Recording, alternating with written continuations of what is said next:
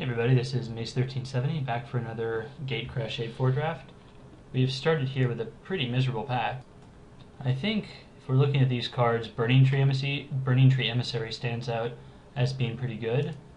Probably will take it. Other cards, Cartel Aristocrat is okay. Metropolis Sprite is probably better than Cartel Aristocrat, but I'd say Burning Tree Emissary and Metropolis Sprite are pretty close, with the nod probably going to the Emissary.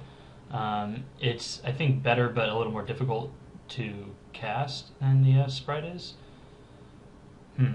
Yeah, I think we're just going to take the Burning Tree Emissary, although that's not really what I want to first pick in this format. That's alright. Okay, well here we have several cards to pick from. We have a Sky Knight Legionnaire, which is really good. There's a Vishino Shanktail, which is really good. Warmind Infantry is good, but if we're doing the Boros thing, then Legionnaire is the pick, so I'm not going to consider the infantry here. Guild Mage, the Vizcapa Guild Mage, is pretty decent, but I don't think I'm going to take it here. I think it's pretty close to being on par with these two cards. It might be a little worse, and it takes us in a completely different direction. So we can maintain power level and not veer off course. So I think I'm going to try to do that. So between the Shanktail and the Legionnaire, well, this is better in Gruul probably, so I guess we'll take a card that fits more in Gruul. And Vishino Shanktail, I think, keeps us a little more open. Alright, well, here there's Pit Fight. I think that's what I'm taking. Pit Fight's pretty excellent. Much better in Gruul than it is in Boros. There's a Ripscale Predator, which likely will not table. I mean, Killing Glare is really good too. Killing Glare is probably better than Pit Fight, but at this point this card goes with our first two picks, so I think we'll just take it and stay the course. Alright, there's a Sacred Foundry here, probably worth a few tickets, but I think I'm probably just going to take the Zertar Swine. It's that or the Greenside Watcher, and these are pretty close, but Zertar Swine is quite excellent in that it has versatility. You can drop it down on turn 4 or 5 if you get a little ramp, and it's a good body, or you can use it to Blood Rush. It's a good staple of Gruul, so it seems like the Gruul is flowing, so we're just going to keep taking them. Pretty straightforward so far. In terms of Greenside Watcher, I think this card is alright. It's a little frustrating that you need like 3 or 4, or maybe, yeah, like 3 or 4 gates to consistently use him though. I really don't actually activate his ability that often, and so for me most of the time he's just a 2-1. Well, this pack unfortunately is not very good for us. There's really no Gruul cards here, but there is a Simic Charm, and the only we have these two cards here which won't go into a Simic deck, but Burning Tree Emissary and Pit Fight theoretically could. You have to forgive me, I just went running and it was very cold out, and so I'm coughing a bit, and so I have to pause the video so it doesn't screw the recording up. There's another Metropolis Sprite. We're seeing a good amount of them. I don't know if Simic will end up being open, but that is potentially a spot where we would want to be. Alright, well here we have Spire Tracer, Active Treason, Forced Adaptation, Aetherize. None of these are that exciting. There is a Sage's Row Denizen, and maybe Simic is what we have to do instead of Gruul. Spire Tracer just doesn't seem that good to me. I mean, I guess Sage's Row Denizen isn't the bee's knees either, so maybe it's safer just to take the Spire Tracer. See what we're looking, yeah. But we don't have any 3-drops yet, and Spire Tracer just seems like a card that isn't good by itself. You need something with it, and like I guess the green Denizen is okay. I'm just going to take the blue Denizen here. Yeah, so here's a pick or a pack that to me indicates that Gruul is not open, but Simic is. I mean, Mind-Eye Drake is amazing, but so is Frilled Oculus, and Ivy Lane Denizen is also quite good. So this is a pretty hard pick for me because I don't really know what I should take. I mean, I know Frilled Oculus is great, and Ivy Lane Denizen is also very good. But Mind-Eye Drake is pretty great as well. I'm gonna go, well, so I could just play it safe and take the Ivy Lane Denizen here. Maybe that's the right move. Yeah, I'm gonna do that. And I get rewarded with a Gruul Charm and a Madcap Skills. And another Ivy Lane Denizen, but I think we just take the Gruul Charm at this point. And here there's a Rumination Worm. There's also a Massive Raid. I'm starting to believe that this card is not very playable. It's very clunky. Foundry Street Denizen is alright, but doesn't really seem like we're doing the one-drop thing. I'm going to take the Ruination Worm. Oh, interesting. So the Warmind Infantry tabled, which is good for us, so we'll take it. I don't think we're playing the Sage's Row Denizen here. And, you know, I doubt I'm playing any of these cards. Even Wildwood Rebirth, I'm just going to take a Guildgate. It's the most playable card in the pack. Yeah, none of these are very good either, so I guess we'll take Skullcrack, but I'm not going to run it. Likewise, Primal Visitation is pretty bad. And Frenzied Tilling, I guess, is really cute if you play against that type of deck that likes to put Verdant Havens on Guild Gates, but even then it's pretty slow. So it looks like we're going to be Gruul after all. The Simic Charm might make the cut if we get a couple free Simic Guild Gates, but I'm not anticipating it. So I'm just going to hide it for now. Interesting. So we opened a Blind Obedience, which is good, but it's not in our colors. Same deal with Orzhov Charm. There's a Madcap Skills and a Verdant Haven? Well, I guess we probably take Madcap Skills. Verdant Haven is okay. We don't really have anything to splash yet, though. Cloudfin Raptor is good if we were doing the Simic thing. I guess also there's a Wasteland Viper. Maybe we take the Wasteland Viper. It's a decent one-drop. It can help you get up to, you know, your mid and late game, where Gruul really shines, and the Blood Rush ability is not bad. So actually, I think I might do that. It's also important to note that this card is really irritating against us because, you know, we play big creatures down and then this just chumps them in trades. So another Denizen, which we already have 2 4-drops, so I don't really know if we want another one of those. I think out of this pack we take Slaughterhorn. Slaughterhorn is a pretty good card, and it's a 3-drop, which we only have 1 of so far. I would like the Madcap Skills to table, but I don't think it will. Interesting. So here, there's a 4/3 Trample. There's another Zertar Swine. There's a Boros Charm, Towering Thunderfist. So I don't have... yeah, so I think for me it's either the Zertar Swine or the Crown Ceratok. I think the Zertar Swine is probably better for me. I think having a lot of Blood Rush is important. They both trigger off Ivy Lane Denizen, so that's fine. Also, this is pretty much the premium 5-drop, I think. Unless there's a card that I'm not thinking of. I guess Rescurb is pretty good too. Here's another Crown Ceratok and a Scab Clan Charger and a Signal of the Clans. I don't think Signal of the Clans is going to be that important for us. So we either take a Rust Scarab, a Scab Clan Charger, or a Crown Ceratok. I think it's probably the Crown Ceratok. Maybe if we get some Burst of Strengths later, we can, you know, get the Trample effect, which would be nice. Oh man, this is tough. There's a Croconura, which is very good. I would like to pick that up.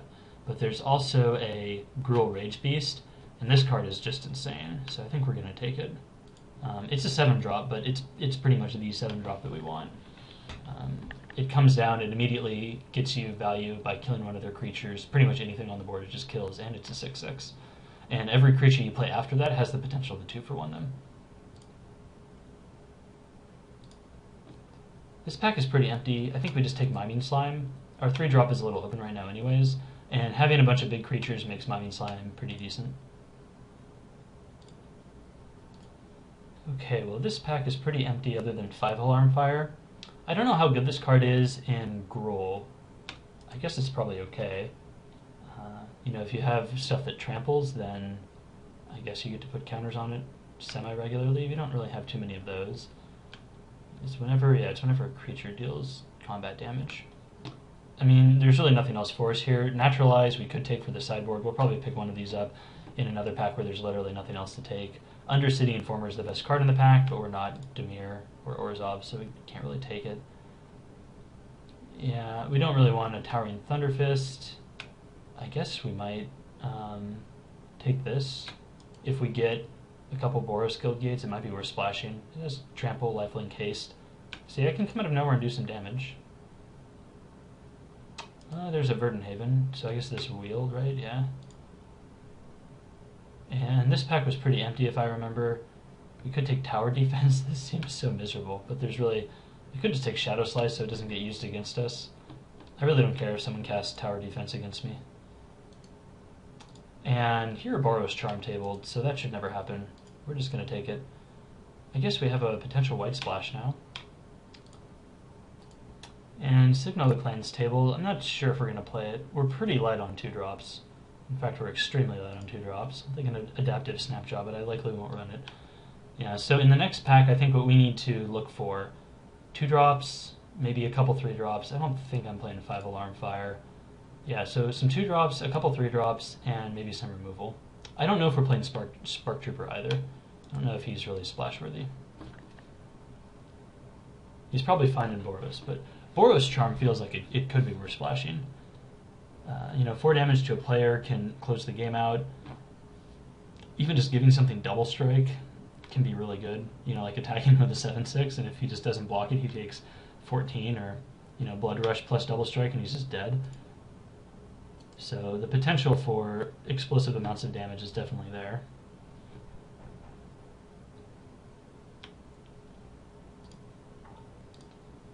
Swamp. Okay, so hopefully we open something pretty sweet next pack. If we open an Aurelius Fury, then we could really splash white, then it would definitely be worth it. We have one Verdenhaven, so a Guildgate and maybe something else would probably help us get there. Alright, well we're looking at this pack, and Cinder Elemental is pretty sweet, but I don't think we can take it because there's a Homing Lightning. Cinder Elemental is good, but it's quite slow. I've seen it table several times. It may not table in this pack because there's no other red card really other than the Halberdiers, but you never know. Hopefully Disciple of the Old Ways makes it around. That would be really nice if that did. There's an Ivy Lane Denizen here which someone might take. There's a Wojak Halberdiers that someone might take over it. So, I mean, there's stuff. I mean, we just take Homing Lightning, I think. We need removal, and it's pretty decent. A Stomping Ground would be pretty awesome as well. I guess Gruul Charm can kill some stuff. Yeah, Gruul Charm is really sweet. And to be honest, I don't know if we'll splash the Boros Charm or not. We'll see. It really depends on if we get some free fixtures for it. I don't think I'll go out of my way to play it, though. Okay, so we have a Molten Primordial. I don't think this guy is really worth 7 mana. I mean, he hits for a lot, and I guess he active treasons as well, but we have 1 7-drop. I think that's probably fine. So Pit Fight versus Warmind Infantry.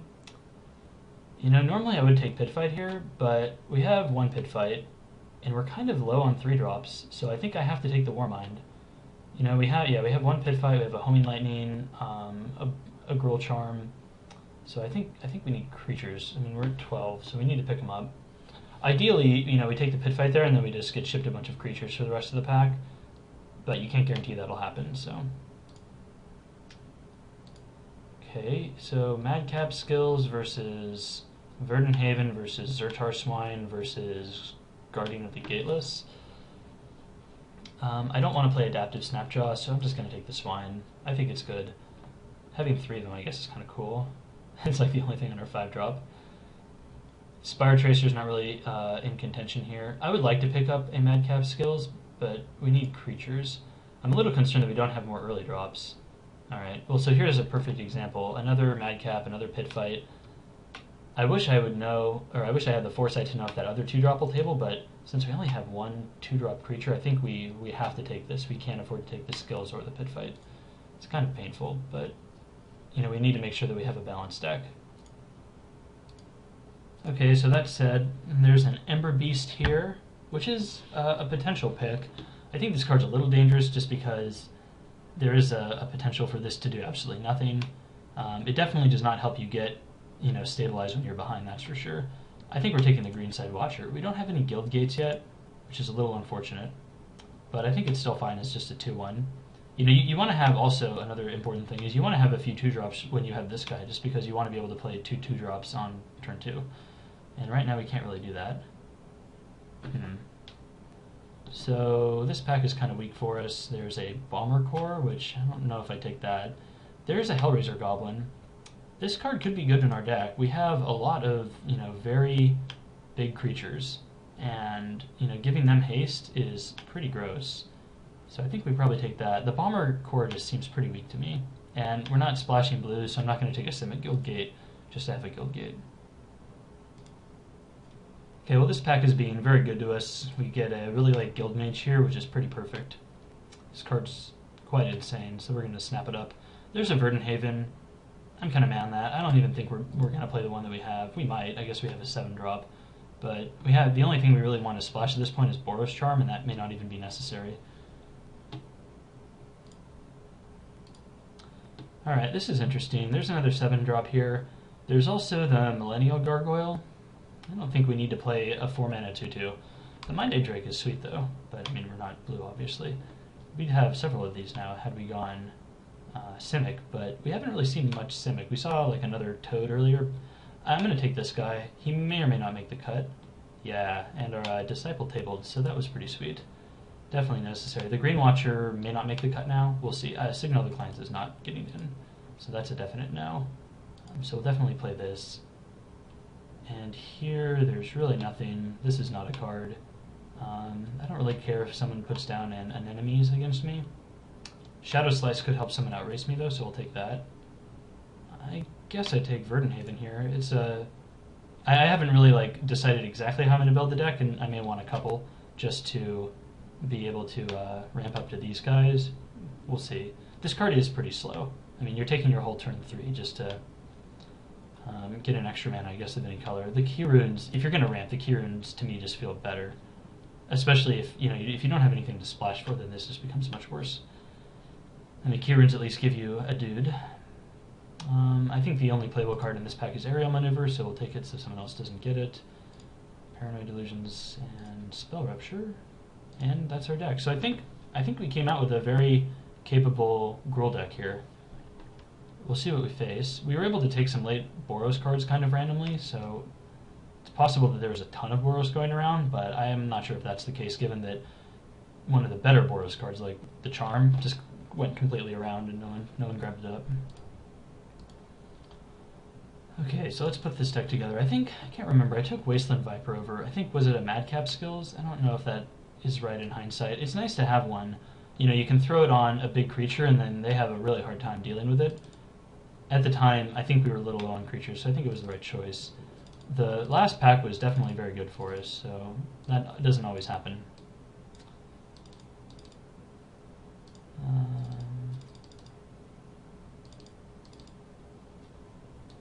And we got a good amount of...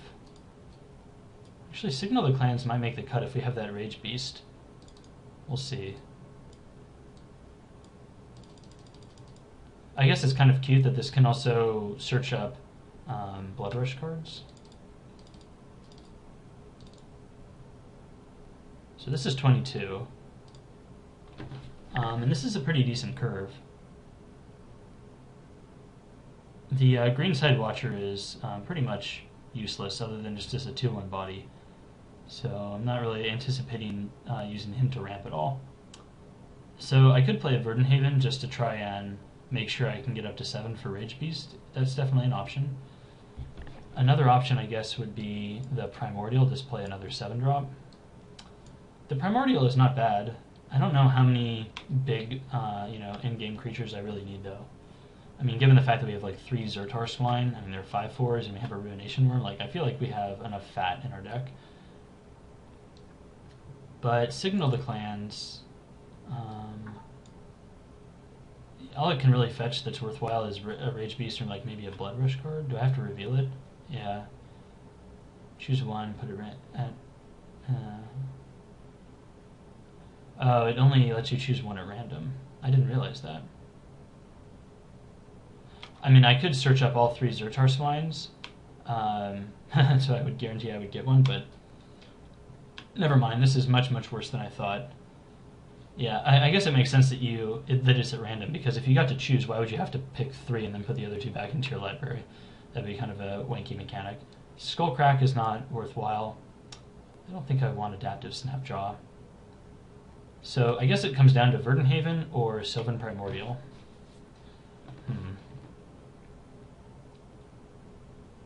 So if I do Sylvan Primordial, I guess it's nice to have some sort of answer to enchantments or artifacts. Yeah, I don't really know if you need ramp to get up to 7 mana or not in this format. I've definitely done it before without ramp. Having like a Gruul Key Rune would be pretty sweet in place of like Miming Slime or Maybe one of the infantries. Or maybe Hellraiser Goblin. Maybe Hellraiser Goblin is not playable. I think that might be an iffy thing. Maybe do that and put in a Verdenhaven, take him out. Like, this guy seems like he could come down and, like, you're just terrified because every time you play a big creature, it's just going to smash in immediately. But if they have good blocks, then it makes this guy way worse, and he can almost just lose you the game. So I kind of feel like maybe this is more of a sideboard card, like we bring it in against the right type of deck, that, like Dimir, for example. Yeah, so I think I'm going to do this, actually. I think this works out better. We still have a ton of creatures. So we'll just go ahead and go to our lands, look at our color situation. So probably a little more green than red, and Moto figured that out. So I think this is going to be our deck, and we're going to go to game one.